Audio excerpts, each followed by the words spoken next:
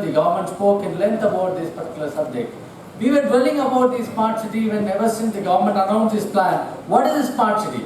Is it going to be a new city? Is the city going to have people who are smart there? Is the people who are there, who are living there, going to become smarter? Or the citizens are going to become very automated? We don't know what it is. It's a big question mark for all of us. What it is going to ultimately make? It is going to transform us into a next level of living condition? Is it going to transform us into what we are into a lower condition? Or is it going to be smartly siphoned off funds from there? So we don't know what are the spaces in which we are entering into, but the end of the road, there is a bright light looking ahead for us. Huge fund flow coming into it. Even if a portion of that is spent into the infrastructure, is going to be useful. Without wasting much time, SWAPNIL will talk us through the smart city concept, but of course he has got almost half an hour to talk about it. Since he is going to be part of the next panel, I am requesting him to have his presentation for the 20 minutes so that he can continue some of his presentation in the next session also. Over to you, SWAPNIL.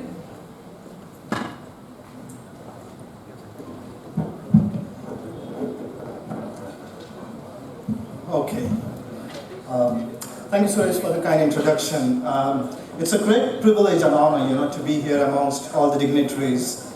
I have an Herculean task, what was supposed to be a 60-minute presentation, I have to crunch that in 20 minutes. So spare me, if I really breeze through it. This is a very wide topic, and I'm going to do my best, to try to cover it in 20 minutes, 25 minutes, as early as possible. Now, there couldn't have been an apt occasion, to discuss more about smart cities than this kind of forum, and speakers before me have spoke at enough length, talking about how real estate is an important sector of this whole thing. I think by and large what has happened is that with due credit, smart city has at least started a conversation, a sort of a discourse, a dialogue with the common man, and all of us, all the stakeholders, the members of the society, so on and so forth. We've at least started talking about our cities, and that in itself is a very positive step forward. I had a long preface prepared for this. I'm just going to skip it and straight away dive into the presentation. So let me caveat my presentation. What we did was that there was volumes of work and articles which are written about smart cities, and people are talking about it. What we said is that let's do a very simple exercise. Let's visualize. Let's envision what a smart city could look like, what its neighborhoods could look like, what its communities could look like, what are the opportunity sites that one would like to sort of visualize, because seeing is the most potent and important way of visualizing the density, the growth, so on and so forth. So for past 9 months, my firm has been involved, and I want to caveat that it's a pro bono exercise that we have done, and hopefully it will be a visual treat that I would like to very much share with all of you. So I'm not going to go into the details, but this is the overall format, that has been framed by Bloomberg Foundation and MOUD in terms of Smart City Challenge and what it's going to be. It's going to look at step 1, which is more like a citywide proposal, which actually is public sector. That's where the city governance would come into, and they would identify a citywide strategy. It could start with street improvements, neighborhoods, and so on and so forth. And the second step is area-based proposal, under which they have identified a 500-acre retrofit site, a 50-acre redevelopment site, or a 250-acre greenfield site. And this is all probably private sector, that could also start to look at that. And based on that, a master plan document will be created, which will be submitted towards the Smart City Challenge. Now, since I come from Pune, which is the city I belong to, we said that why don't we do this exercise rather than doing a hypothetical one? Why don't we do this exercise for the city that we come from, because we know the issues. And what we have done is we have created what we believe is out-of-box thinking, in terms of addressing some of the city-based issues. So smart city is more or less a concept that's being spoken a lot in India, but abroad as we know it, it's really smart growth. And what it really talks about is 4 fundamental elements. One is the land use, which means what sort of zoning, what sort of uses that need to go. environment, the most important thing, how do you protect that and enable the growth, so it's a very proactive approach. Open space and transportation. And we said that if any city has to prepare its smart city proposal, it cannot be vague. It has to be based on very strong planning principles based on which it can be developed. And we started to look at, as one of the first theme, protecting environment. How does one go about doing that and at the same time enable the growth? So there are a lot of experiments which are carried out. I was working for the city of Portland, and Portland has established its urban growth boundary. The green bubble that you see in the first diagram, that's the urban growth boundary, and it's a very simple logic. What it says is that within the boundary, all the development needs to occur, and wherever outside you have, that the environment is protected. And it has been done very successfully, and the logic behind that is that 20 years down the line, when the city grows, the urban growth boundary also grows, and the layers of city kind of keep expanding. London has done it with its Greater London Green Belt. Seattle is doing it. Abu Dhabi, where I used to work for a short while, they even went to extent of protecting the desert, through urban growth boundary, because desert also has its own sensitive ecosystem. So in order to do that, it is very important to understand the natural setting of the city, understand its rivers, water bodies, hills, the natural vegetation, farmlands that need the protection. So we looked at Pune, which has, and this is just an example, by the way, these principles can be, Pune is just a point in case, it can be applied to any other city. So necessarily I would say to the audience that it's not Pune specific, but the ideas are more generic which could be applied. So we started doing this kind of biodiversity mapping, under which we realized a lot of hills, water bodies and systems that were present in the southwest. And the whole idea behind that is that you would create an urban growth boundary, all the green, where no development or low density development could happen. And over a period of time, you could identify 2 or 3 or 4 growth corridors where the growth and the development would be sort of focused along that. The major advantage is that your infrastructure will be focused along that corridor. It won't be speculative in nature, because everybody knows that those are the growth corridors where the growth is going to occur. But a lot of panelists and speakers were saying, things like environmental issues and NGT. The ideal way to establish the urban growth boundary would be by including these agencies who would prepare this. So once you have that, then you have a buy-in even from environmental agency or NGT who would sort of like bless this kind of approach. So that's the whole grand thinking behind doing some of those things. The next theme that is pressing, I believe now everywhere in India, is traffic and circulation. And I just want to sort of explain in a real quick way, the best way to understand the problem. This is the kind of parcels that we get in India. What we have is these strips of land parcels with very little road network. What that in turn does is that, it creates these dead ends. It's very important to understand, these are like clogged arteries, right? The best way to improve the circulation is by not adding the number of lanes, but by creating an interconnected grid of streets, So once you have these kind of bottlenecks, the unfortunate part is, my point is not working, but a person at any of those bottlenecks, if he has to get to the main arterial, which is shown in black, he has to travel all the way and sort of reach to that point, which kind of adds to the traffic burden and so on and so forth. So the ideal way to do that would be, just to sort of develop a very simple interconnected network. Now this is, what we've shown is in public domain, but most of you, if you're doing your 200, 300, 400 acre townships, I think please ensure that there's a maximum connectivity, permeability that is allowed so that pedestrians can walk, they can take the crow's flight, the traffic is distributed uniformly, so on and so forth. So when we started looking at Pune city, it's a city that is concentric in nature. You have these 5 or 6 bottlenecks, the major intersections where the average wait time is about 5 to 6 minutes. What we did was the existing street network, we laid out with the proposed street network, where we started looking at public lands and other places where we could increase the number of the street network and add maybe inner ring road and so on and so forth. I'm sorry, I'm just going very fast because that's the only way I can really get to this. The next theme is transit-oriented development, and this is something that I think as a developer community, we should all be very bullish on, because that's going to be the future. You know, it's again a very simple idea. What it does is that it concentrates higher density along the main roads where the transit line or the transportation stop would come, and all the range of activities for the range of demographics, everything is brought within 10-minute, 20-minute walking distance. The idea is that people actually walk to the station, get onto the public transit, go to their, conduct their business, come back, and start to get into their own development. And it's a high quality development. It is being done everywhere now. And the ideal transit oriented development is the one that promotes walking, bicycling, BRT, metro, all modes of transport, because each mode of transport serves a certain purpose. So we started looking at Pune's map, and we started connecting the destinations like Hinjawadi to Magarpatta, so IT to IT, Kharadi to Nanded city, so that kind of network, which could be metro, region-wide commuter rail. The next we started to look at is more like a ring road, which could be the BRT.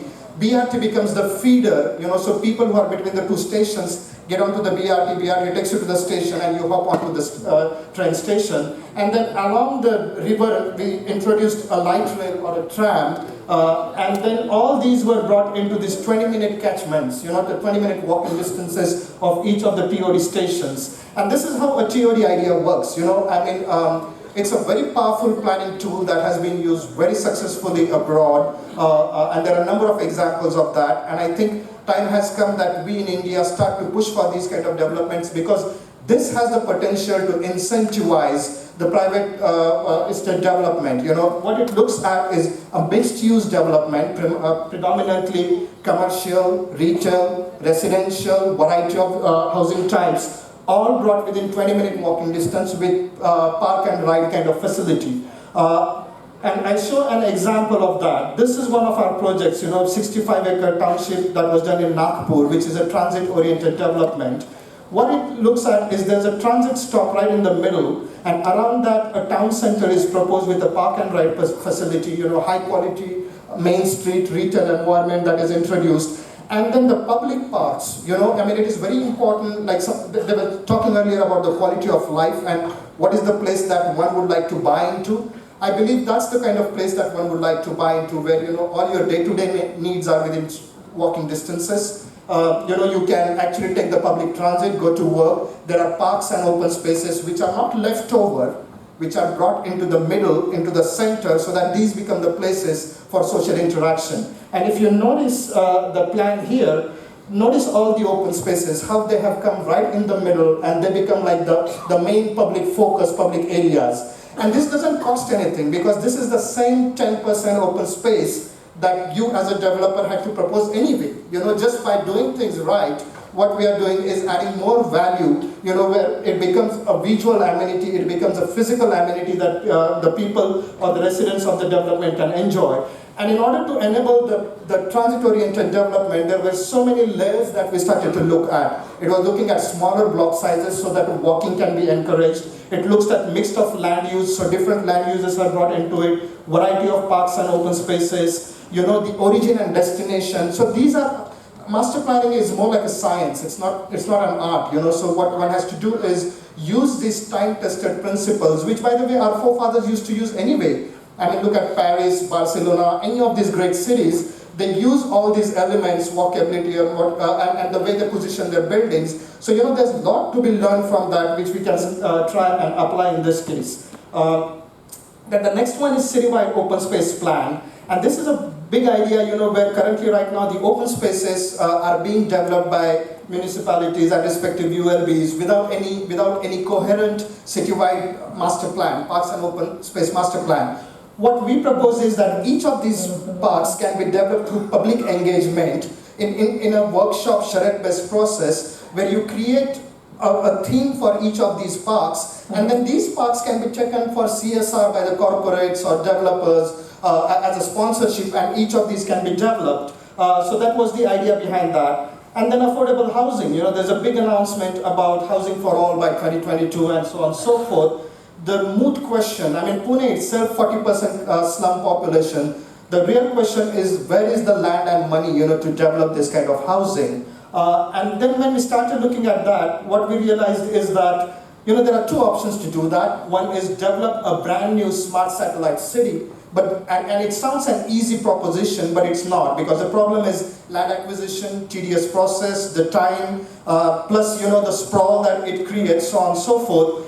Or the other option is to retrofit existing cities. And there's a certain, I don't want to romanticize it, but there's a certain great notion about retrofitting existing cities, because a person who's living in Bangalore, no matter what, he would like to live in Bangalore and not somewhere outskirts 20 kilometers and create a sort of tension between the old city, new city, and so on and so forth. So what we did was, we started to look at these area-based proposals for Pune, which is, we said that one of the biggest thing is that, whenever we travel, whether it's London, Singapore, and all these world cities, what really comes to your mind is CBD. And really, how many cities in India have a very distinct skyline and a CBD that one can start to think of? So, we started looking at several examples, starting from London, New York, Kuala Lumpur. And the whole idea was that, why not aspire? If we are talking about smart cities and if we are talking about phenomenal growth, why not give a heart to each city, which would be its CBD, where there would be a mix of uses, high-rise environment, served greatly by the transportation network, transit, and it's aspirational. People could start to live there. So we looked at, I don't know how many of you are familiar with Pune, but there's a very strategic site which is empty, about 250 acres. The good part is that you will realize that even in 250 acre, one can create that CBD kind of environment. And then, we started to look at what are the several strategies, to create that existing parcel of land into a CBD, and a CBD that would have neighborhood parks, pocket parks, school, college, amenities, so on and so forth, all master planned. That's the key takeaway. By doing the master plan CBD or any of these developments, each of these parcels would have an FSI assigned to it, the building height, even environmental clearances which are delivered along with that. So as a developer, all you get is a parcel that one can start to develop in. So, in terms of understanding where the government and the public sector could come in, is creating these kind of master plan communities. And you can see the difference and the potential, that empty piece of land that it has. And in terms of land use, again, mixed uses, so zoning. It's not just single-use residential, but this is a place which would have, maybe office, commercial, retail, mixed use, all interspaced, and open spaces which are within 10 to 20 minute walking distances. And this is what the skyline for the city could look like. It shows a transportation line that comes right to the CBD, the core, where there will be a public plaza. From there, there would be a high-rise environment, and it would eventually taper off. And between two stations, which is 20-minute walking distance, you would have majority of development that could go. This particular site, for instance, when we did rough back of the envelope calculation, had a potential, to absorb at least 50,000 units. Oh, 5 minutes? Okay. So, and then the visualization of skylines, what it could look like. And this is not this thing, we've actually drawn it up to our site. The access point. Then, we had started looking at another of these TOD site, which is a 2,500 acre site in Mundwa, which is again lying vacant. And if this is allowed to develop, it would be piecemeal development where every parcel will develop on its own, rather than having an integrated development strategy through a master plan, which we tried to develop on the other side. And this is what that transit story would look like. It would have a central node around which all the developments would happen, the parks and open spaces which are distributed evenly. Then there was in between a news article about monetizing public land, like Railways is looking at divesting its land, and there are a lot of examples of PPP model which have been done in San Francisco. Berlin has done that successfully. So we started to look at Pune Station, which is a 50+ acre site, and how that could develop with a concourse level station into a world-class convention center, business center with hotels, parking garages, and so on and so forth. And this could have very well the participation of private sector and private developers in sort of developing that kind of environment. And then the biggest idea that we started looking at is, using public lands. There's a lot of government lands, particularly cantonments, which is lying vacant. The rough statistics were that the Ministry of Defense filed its report. 80,000 acres of land is the surplus that they have, despite meeting all their requirements. By conservative estimates, that's about 8 lakh crore of valued land that is lying idle. 15,000 acres of that land is being encroached upon. and about 4,000 acres of land whose market value is 11,000 crores gets an annual rental of only 2 crores. So those are the kind of numbers. And the point is that this is out-of-box thinking. I mean, we admit, time has come to think about this thing, where, these government lands could go towards affordable housing, some of the private sector development could happen, and the revenue that would come out of it would actually finance. So, we started looking at Pune's cantonment, which is 3,000 acres, maintaining the same green cover. We said that how can you triple, quadruple the density, making it transit-oriented development with, the schools, colleges, amenities, everything master planned. And this is what the visualization of that development would look like. This is just another example of that. One more, cantonment that we started to look at. And there's tremendous potential in these public lands. I mean, time has come because this is not really government land. This is our land. This is taxpayers' money, which has gone into it. And this is national asset, So the time has really come, to start to revisit some of these. And countries have been doing it successfully. US has its own disinvestment program. Even countries like Philippines are doing that. And there's a lot of talk about India's cantonment lands, which could end up doing some of that. So this is just another example of that. And then, I'm now going to wrap it up, but we also did a study for Mula Muta River front, how the light rail could go there, what kind of waterfront facilities would you be able to create, and how that would go on to sort of develop this thing. And this is consolidated, 15,000 acres of master planning that we did for Pune, which looks at all these different districts, how they would actually, and you can do the comparison yourself between the existing and proposed and what a master planned approach could look like. This is just another visualization of that. And my last slide, which is way forward, create extensive outreach with stakeholders, developer community and citizens, develop an institutional mechanism. I think that is very important, and Ravi would perhaps talk about more on that. How our planning mechanisms need to adapt itself to the new century and this thing. Develop a long-term concept, vision plan or a master plan with area-based planning, because as a developer, I think that is where, all the speculation would go away and you'd like to look at. Identify quick wins, unified transportation strategy, and then finally, incentivize private sector development through mechanisms like transit-oriented development. So I would actually, I've urged CREDAI that next time transit-oriented development could be the big focus, that one could start to talk about, because that is sure short way to deal with the traffic problems, remove all the surprises, create transparency, speculative. It would kind of replace the whole township policy, which has failed in so many ways, by creating this kind of policy which would be able to incentivize. So I think I have done fairly okay. And finally, the Chinese are very good with their quotes and wisdoms, so I've just... Thank you, Sachin. For purpose of 2 years to learn, I think we don't have time for that actually, but in a short span of, keep it 20, please be here, sir, because you are part of the next panel, you can be here. And I think it's very impressive, and what little he could give, we cannot learn what he has learned over the years in just 20 minutes. But I think it is for us to interface with him and see how best, while discussing with him, an interesting aspect came was, he discusses with the organization where he is involved, with all the teams, including marketing, planners, execution, the office administration, to the other, the advertising people. He says it's like a war room, where he sits and discusses with them, drives in his idea, takes their idea and come out with a comprehensive plan. I think such type of architects and planners are the need of the hour. Thank you, SWAPNIL, for making such an excellent presentation. Sorry on behalf of all of us that we have to rush through, but it's not the end of all. Thank you very much, sir. Even Mr. Moderator will have to come back to accept some felicitations. Suresh, if you could kindly step back on stage. Madan Kumar Bhairapanavar, may I request you to please come on stage to hand over a token of gratitude to Mr. Suresh Hari, and also Rajesh Heda for our speaker SWAPNIL PATIL. Quite a visually arresting presentation, just so many brilliant ideas. It was almost like visual bombardment of the good sort.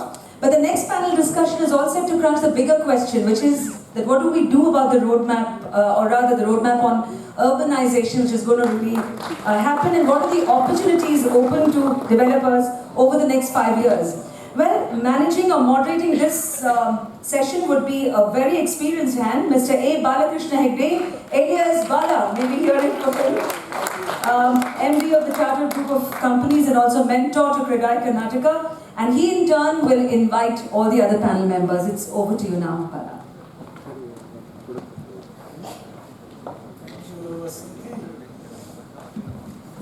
This in fact is in a way extension to the immediate previous session that SWAPNIL had. I have two more panelists with me for this session. SWAPNIL is already here. I don't need to introduce him. He's introduced himself very beautifully to this audience. The beauty is that he can plan from anywhere to 5 acres to 15,000 acres. That is his scope of his work, and he's worked with some of the best architects in the world. Then I call upon Mr. Ravi Chandran. He's the chairman of Feedback Consultancy, research and consulting firm. Welcome, Ravi. Please take a seat. Besides, I also didn't know that Ravi was in the team that envisioned JNERM way back in 2005, and he was also in the 3-member committee